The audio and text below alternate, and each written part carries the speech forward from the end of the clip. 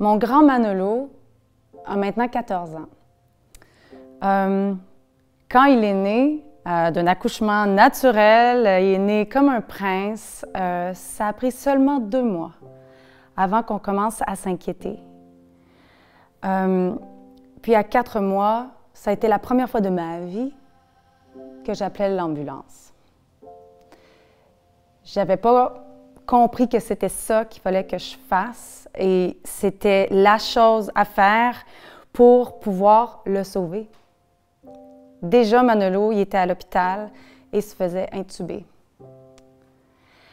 On est passé par toutes sortes d'inquiétudes.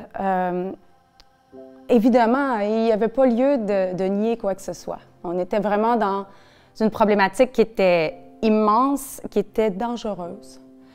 Alors, on a vraiment pris le taureau par les cornes.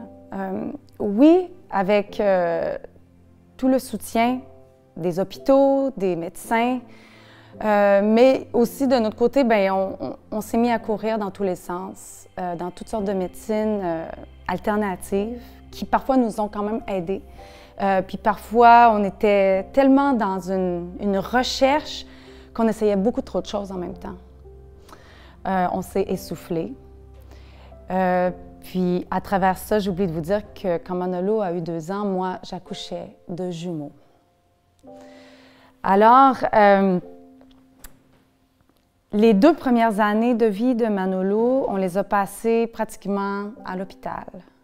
Quand Manolo a eu 4 ans, donc les jumeaux avaient 2 ans, on était un petit peu à bout de souffle parce qu'on ne pouvait pas laisser Manolo quelques jours à la famille parce que c'était beaucoup trop, une responsabilité beaucoup trop lourde. Une fois, on a rencontré un intervenant dans ces milieux-là. En fait, c'est un docteur clown parce que souvent, il y a des clowns qui se promènent. On en avait déjà vu à l'hôpital. Mais un ami est venu à la maison, puis lui, en tant que docteur clown, nous a dit « Mais vous connaissez pas le phare? Pourquoi Manolo n'est pas au phare? Je croise plein d'enfants comme Manolo là-bas. » Alors, c'est grâce à lui. Je voudrais remercier le clown en question parce que c'est grâce à lui si on a pu découvrir cet endroit-là. Je me rappelle avoir fait beaucoup de recherches pour le phare, d'être même passée en voiture devant, puis d'avoir présenté cette option-là à Éloi. J'ai dit, Éloi, notre fils pourrait avoir un endroit pour pouvoir aller prendre un répit. En fait, ça fait un répit pour moi, pour nous, mais ça fait aussi un répit pour lui, de changer d'environnement. Et c'était tellement lumineux, rempli de couleurs. On sentait vraiment que c'était un endroit de bonheur.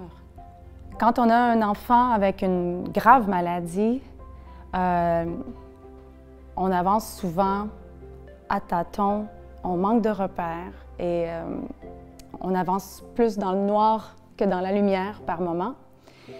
Et au moment où on voit cette lumière du phare qui nous donne enfin une option,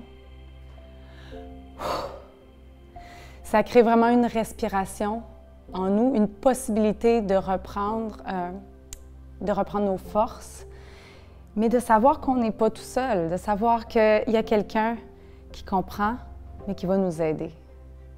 Si j'ai accepté l'invitation d'être porte-parole pour le phare à ce moment-ci, c'est pour plusieurs raisons.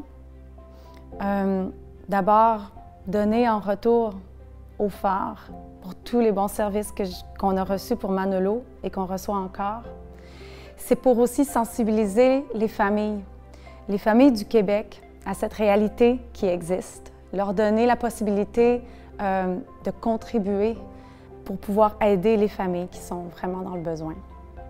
Pour nos enfants qui ont accès à cet endroit magnifique qu'est le phare, c'est une communauté, ça devient une famille pour eux, ça devient un lieu de lumière, un lieu de vie qui leur donne la permission d'être eux-mêmes, qui donne la permission à chacun des enfants de vivre tous ces petits moments-là avec leur propre sensibilité, avec leur propre réaction, avec leur façon de de faire des bruits avec leur façon de réagir. C'est un endroit qui laisse tomber les préjugés.